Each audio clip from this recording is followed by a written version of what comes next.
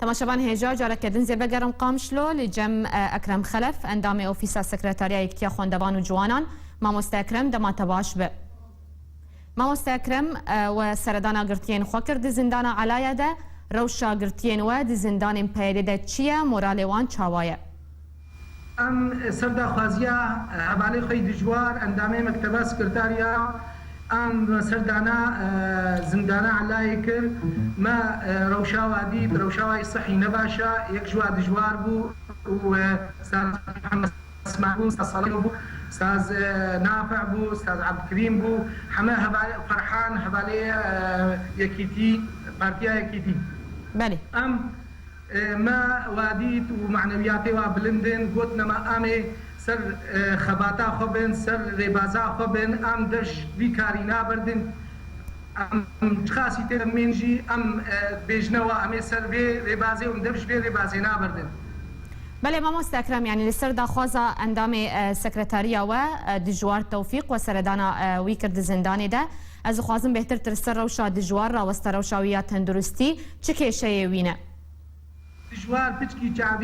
شعبكي وي تعبانه و جريك لاشي تشيبوا او جريك دكتوره قوت في عملي بي وهي عمليه نكرنا يعني او حالاوي مستعجله في عمليه بي ويك جواجي فرحانجي واستاذ محمد اسماعيل اوجي بله ما وكا هبالي ما ام هبالي و ام داخوازينا بيدي ام ایرو خطا در کبنا کولانا و پیشندانا بیشن بر صلاح